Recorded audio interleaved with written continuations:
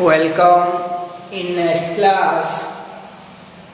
तो पूरी क्लास में आपको बताया जा रहा था कि अधिशोषण व अधिशोषण के प्रकार व विशेषताओं के बारे में। तो आप देखेंगे हम लोग इस चैप्टर का सेकेंड पार्ट को कोलाइडी विलयन के बारे में विलयन के बारे में पढ़ना है। तो विलयन को चैप्टर 2 में हम लोग पढ़े थे सॉल्यूशन विलयन। इस विलयन को विलय कणों के आकार के आधार पर तीन प्रकार से विभाजित की गई है। विलय कणों के आकार के आधार पर विलयन तीन प्रकार का हो जाता है। विलय कणों की आकार के आधार पर विलयन के प्रकार यह विलयन में तीन प्रकार का होती है, जिनमें से पहला को कहा जाता है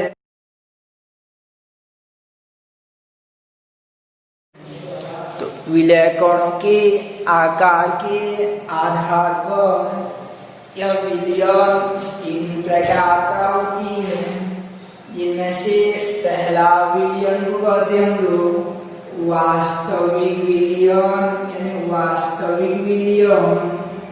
और दूसरा प्रकार का विलयन रहता है आपका पहला वास्तविक विलयन, दूसरा कोलाइडी विलयन और तीसरा प्रकार का विलयन रहता है आपका निलंबन।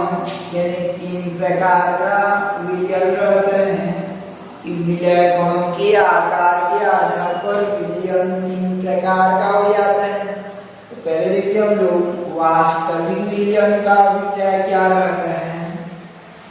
तो ऐसे विलयन में विलय कणों का आकार जो है, विलय कणों का आकार बहुत छोटा रहता है। विलय कणों का आकार जो बहुत छोटा रहता है। विलय कणों का आकार जो बहुत छोटा रहता है। ये आकार जो है लेस देन 1 नैनोमीटर रहता है। 1 नैनोमीटर से छोटा आकार वाला कण रहता है। तो ऐसा विलयन को वास्तविक विलयन कहते हैं। वह विलयन जिसमें विलय कणों का आकार 1 नैनोमीटर से छोटा होता है, वास्तविक विलयन कहलाता है। इसे एग्जाम्पल हो जाता है इसका कि एग्जाम्पल में नमक या शक्कर का जली विलयन, नमक का जली विलयन ये वास्तविक विलयन के अंतर्गत आता है। नमक का जली विलयन जो है यह वास्तविक विलयन के इंटरवल में आता है। यानी वह विलयन जिसमें विलय कणों का आकार 1 नैनोमीटर से छोटा होता है, वास्तविक विलयन कहलाता है। दूसरा प्रकार का विलयन होता है आपका कोलाइडी विलयन। और यह कोलाइडी विलयन का आकार जो है, इन विलयन के कणों का आकार यह आकार जो होता है, आकार होता है 1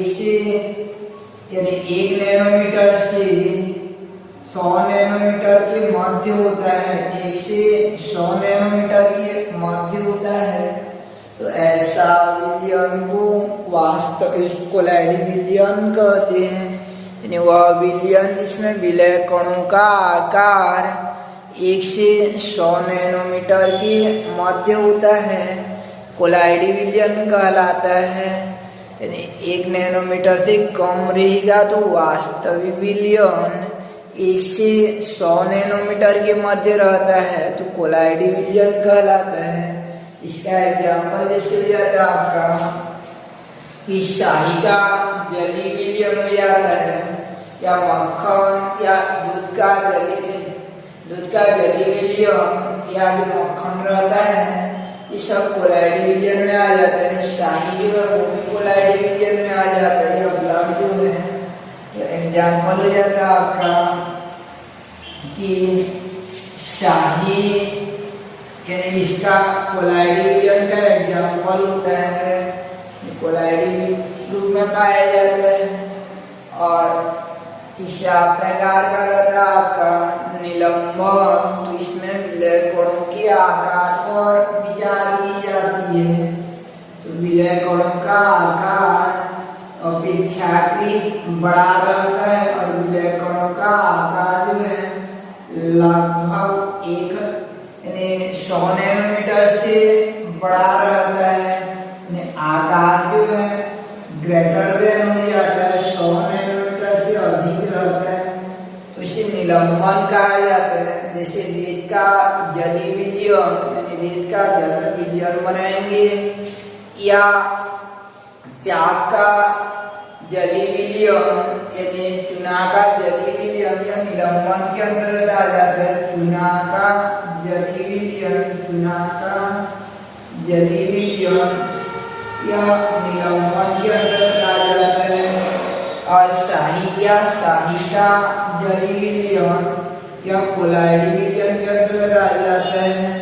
तो इस प्रकार से विलय कोणों के आकार के आधार पर विलियन 3 प्रकार का हो जाता है।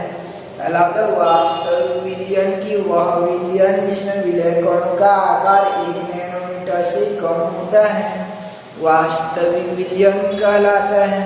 एग्जाम्पल हो जाता है आपका नमक का जली विलियन।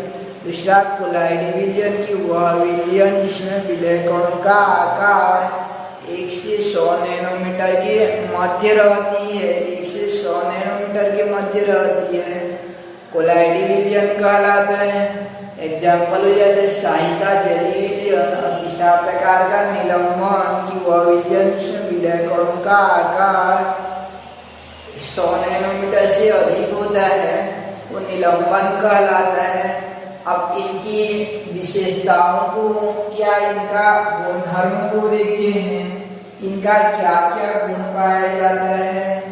तो गुण में पहला होता है, इन तीनों में क्या क्या गुणधर्म पाया जाता है। वास्तविक विलियन, कोलाइड विलियन और निलंबन में पहला गुणधर्म रहता है इनका, गुणधर्म में पहला हो जाता है कि इनकी प्रकृति कैसा होता है, ये किस प्रकार के प्रकृति को दर्शाते हैं कि विषमांगी प्रकृति के होते हैं, समांगी प्रकृति के होते हैं।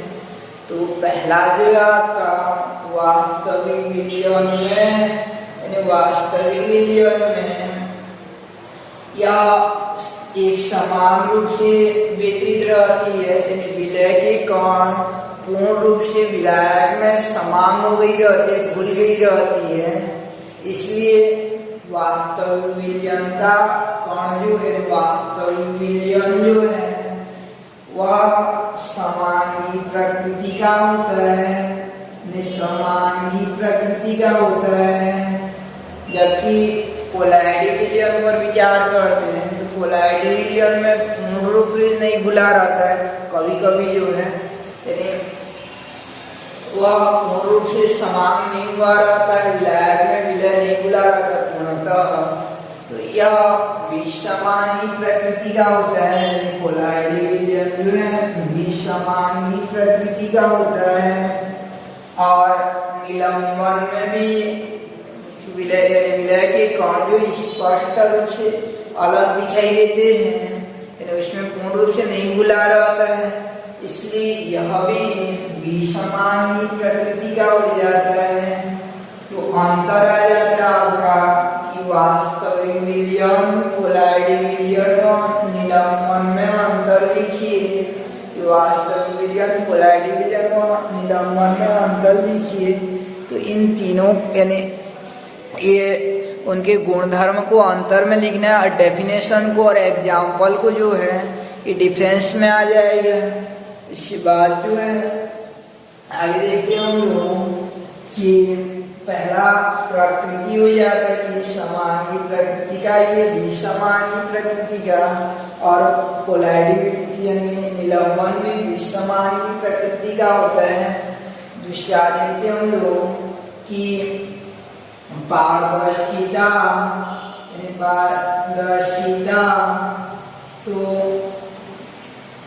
वास्तविक विलियन को एक कांच के गिलास में ले जाएंगे, जैसे नमक का जली विलियन को कांच के गिलास में ले जाएंगे और उसमें देखेंगे तो आर पार स्पष्ट दिखाई देता है। जैसे नमक का जली विलियन जो है उसमें आर पार स्पष्ट दिखाई देगा, तो वह विलियन क्या प्रकृति यानी किस गुणधर्म को दर्शाता है कि वह पारदर्शी प्रकृति का होता है, इसमें आर पार दिखाई देता है, तो यह पारदर्शी प्रकृति का होता है। ये पारदर्शी प्रकृति का होता है, पारदर्शिता को दर्शाता है, पारदर्शी होता है।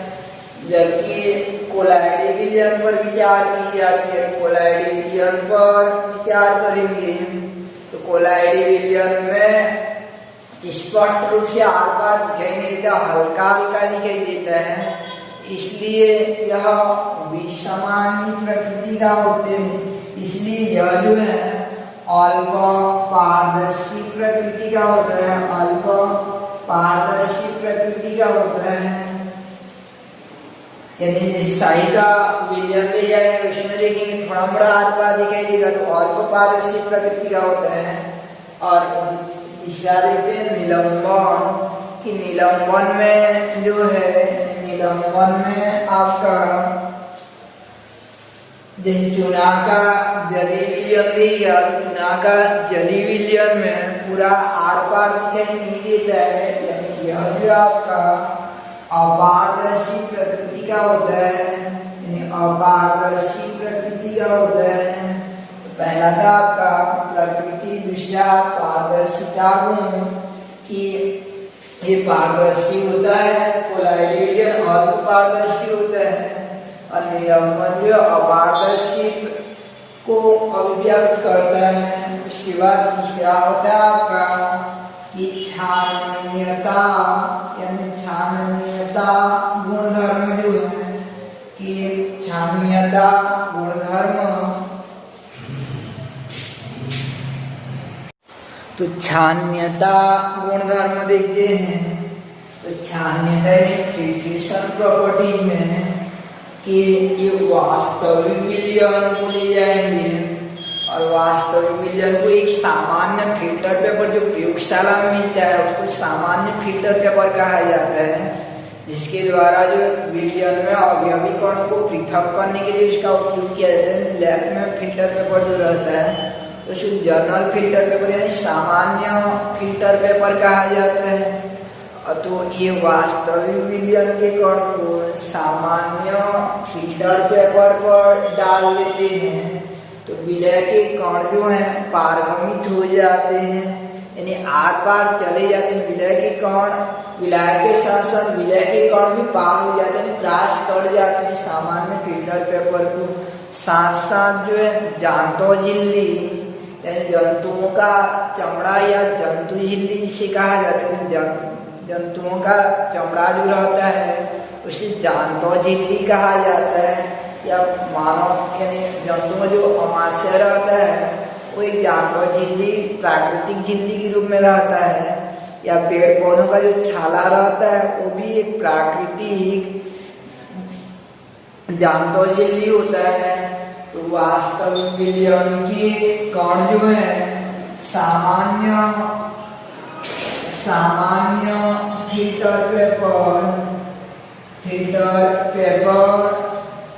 व जांतो झिल्ली दोनों में पारगमित हो जाते हैं, दोनों में पारगमित हो जाते हैं, दोनों में आर पार हो जाते हैं, इन दोनों को क्रॉस कर जाते हैं। सामान्य फिल्टर पेपर और जांतो झिल्ली दोनों को क्रॉस कर जाते हैं, यानी सामान्य फिल्टर पेपर और जांतो झिल्ली दोनों को क्रॉस कर जाते हैं।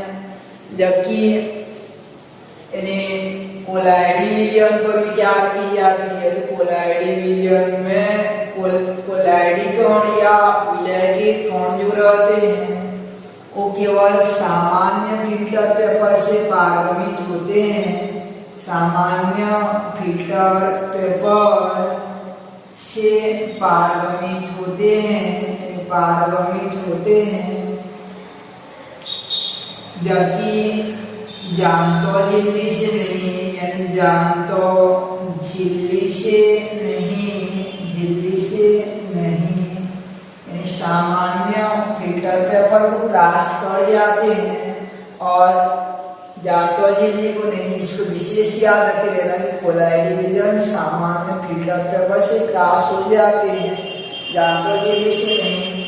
इसी आधार पर जो हमारा डायलिसिस यानी किडनी रहता है वो काम करता है कि उसमें विद्युत अपवर्तिकरण जो है सामान्य कण होने के कारण क्रॉस हो जाते हैं और ब्लड जो है वो कोलाइडी कण होने के कारण जांतो झिल्ली यानी किडनी से क्रॉस नहीं हो पाते हैं। उसको आगे देखेंगे तो सामान्य फिल्टर पेपर से पारगमित हो जाते हैं, जबकि जांतो झिल्ली से नहीं हो पाते हैं। और तीसरा कि निलंबन के जो कण रहते हैं, निलंबन के जो कण रहते हैं वो दोनों से क्रॉस नहीं होते हैं, दोनों से पारगमित नहीं होते हैं, अर्थात सामान्य फिल्टर पेपर और जांतो झिल्ली दोनों से पारगमित नहीं होते हैं। तीसरा गुणधर्म रहता है आपका छाननीयता, कि ये छाननीयता गुण को में ये सामान्य फिल्टर पेपर से पारगमित हो जाते हैं और ये सामान्य फिल्टर पेपर से पारगमित होते हैं कि जांतो झिल्ली से नहीं, वास्तविक वाला दोनों से और कोलाइडी वाला केवल सामान्य फिल्टर पेपर से। और आपका निलंबन जो है वो दोनों से पारगमित नहीं होते, दोनों फिल्टर पेपर को क्रॉस नहीं करते हैं। चौथा की ग्रेविटी इफेक्ट यानी गुरुत्व प्रभाव, यानी गुरुत्व का क्या प्रभाव पड़ता है, तो कोलाइडी यानी वास्तविक विलयन में विलय के कण जो हैं वो विलयन के अंदर तैरते रहते हैं, उनको खुला छोड़ दिया जाए तो तली में नहीं बैठते हैं। जो तली में बैठ जाता है उसको कहा जाता है उसमें गुरुत्व प्रभाव पाया जाता है, और जो तली में नहीं बैठता है उसमें गुरुत्व प्रभाव नहीं पाया जाता है। जैसे धूल को हम लोग ऐसे करके बिछा देंगे, फैला देंगे तो तली में आकर बैठ जाएगा तो उसमें ग्रेविटी इफेक्ट यानी गुरुत्व का प्रभाव पाया जाएगा। जबकि अगर नहीं होता है ऐसा तो गुरुत्व प्रभाव नहीं पाया जाएगा, तली में अवक्षेपित हो जाना गुरुत्व प्रभाव कहलाता है। तो वास्तविक विलयन में विलय के कणों पर गुरुत्व का प्रभाव नहीं पड़ता है, यानी विलय के कण तली में अवक्षेपित नहीं होते हैं, यानी गुरुत्व प्रभाव नहीं पड़ता है इसमें जो है। और कोलाइडी विलयन पर विचार किया जाता है तो कोलाइडी विलयन में भी ग्रेविटी इफेक्ट नहीं पड़ता है, यानी गुरुत्व का प्रभाव नहीं पड़ता है, यानी गुरुत्व प्रभाव नहीं पड़ता है, केवल गुरुत्व का प्रभाव पड़ता है। ये आपका निलंबन में गुरुत्व का प्रभाव पड़ता है, गुरुत्व प्रभाव पड़ता है, अर्थात इनको खुला छोड़ दिया जाता है, रख दिया जाता है इनको कुछ समय के लिए, तो विलय के कण तली में अवक्षेपित हो जाते हैं, ग्रेविटी इफेक्ट इनमें पाया जाता है, अर्थात तली में अवक्षेपित हो जाते हैं। जैसे चूना का जली विलयन को रख दे रहोगे तो चूना तली में अवक्षेपित हो जाता है। तो ये था आपका वास्तविक विलयन, कोलाइडी विलयन व निलंबन। उसके बाद और कुछ गुणधर्म आगे बढ़ेंगे, जैसे टिंडल प्रभाव जो है कि टिंडल प्रभाव, तो वास्तविक विलयन में टिंडल प्रभाव नहीं पाया जाता है। कोलाइडी विलयन टिंडल प्रभाव को शो करते हैं, यानी ये दर्शाते हैं टिंडल प्रभाव को, और निलंबन भी टिंडल प्रभाव को प्रदर्शित करते हैं। तो इनको आगे पढ़ेंगे हम लोग। तो ये था आपका कि विलय कणों के आकार के आधार पर विलयन के प्रकार एवं उनकी विशेषताएं। तो विलय कणों के आकार के आधार पर विलयन 3 प्रकार का हो जाता है। यानी विलय कणों के आकार के आधार पर कि विलय कणों के आकार के आधार पर विलयन के प्रकार। पहला वास्तविक विलयन कि वह विलयन जिसमें विलय कणों का आकार 1 नैनोमीटर से छोटा होता है वास्तविक विलयन कहलाता है। नमक का जलीय विलयन, इसकी विशेषताएं या गुणधर्म ये समांगी प्रकृति के होते हैं। ये पारदर्शी प्रकृति होते हैं अर्थात सामान्य आँख से आर पार दिखाई देते हैं। और विलय के कण पर गुरुत्व का प्रभाव नहीं पड़ता है। सामान्य फिल्टर पेपर और जानतो झिल्ली दोनों से पारगमित हो जाते हैं और टिंडल प्रभाव नहीं दर्शाते हैं। उसके बाद दूसरा कोलाइडी विलयन की वह विलयन जिसमें विलय कणों का आकार 1 से 100 नैनोमीटर के मध्य होता है कोलाइडी विलयन कहलाता है। शाही का जलीय विलयन इस समांगी और विषमांगी दोनों के हो जाते हैं। तो सामान्य तो विषमांगी में लिया जाता है और सामान्य यानी अल्प पारदर्शी प्रकृति के होते हैं, गुरुत्व का प्रभाव नहीं पड़ता है। सामान्य फिल्टर पेपर से पारगमित होते हैं किंतु जानतो झिल्ली से नहीं जैसे, और ये जो है टिंडल प्रभाव को प्रदर्शित करते हैं। उसके बाद होता है आपका निलंबन की वह विलयन जिसमें विलय कणों का आकार 100 नैनोमीटर से बड़ा होता है निलंबन कहलाता है। जैसे आपका एग्जाम्पल हो जाता है चुना का जलीय विलयन, इसका एग्जाम्पल हो जाएगा आपका चुना का जलीय विलयन। ये विषमांगी प्रकृति के होते हैं। विलय के कण सामान्य आँखों से दिखाई यानी इसलिए अपारदर्शी प्रकृति के होते हैं। इन पर गुरुत्व का प्रभाव पड़ता है और सामान्य दोनों फिल्टर पेपर से पारगमित नहीं होते हैं, टिंडल प्रभाव शो करते हैं। तो ये था आपका कि विलयन के प्रकार यानी अंतर आएगा। तो इसको टेबल के रूप में ऐसे लिख देना है कि तीनों का टेबल बनाकर अलग अलग लिख देना है। तो चैप्टर में हमको केवल स्टडी करना है कि ये कोलाइडी विलयन के बारे में केवल पढ़ना है, यानी कोलाइडी विलयन के बारे में केवल स्टडी करेंगे। तो कोलाइडी विलयन को ही केवल हमको स्टडी करना है। तो कोलाइडी विलयन जो है इनको 8 बिंदुओं के आधार पर स्टडी किया जाता है। पहला कि कोलाइडी विलयन का परिभाषा को, तो कोलाइडी विलयन का डेफिनेशन हम लोग देख चुके हैं। दूसरा कि कोलाइडी विलयन का एग्जाम्पल, यानी कोलाइडी विलयन का एग्जाम्पल क्या रहता है उसको पढ़ना है। इस बार कोलाइडी विलयन के घटक, यानी कोलाइडी विलयन क्या क्या घटक रहते हैं। इसी बार कोलाइडी विलयन के प्रकार के बारे में स्टडी करना है। इसके बाद जो है कोलाइडी विलयन बनाने का विधियाँ कि कोलाइडी विलयन किन बिंदुओं के आधार पर बनाया जाता है। इसके बाद कोलाइडी विलयन का शोधन पढ़ना है, कोलाइडी विलयन का शोधन के बारे में पढ़ना है।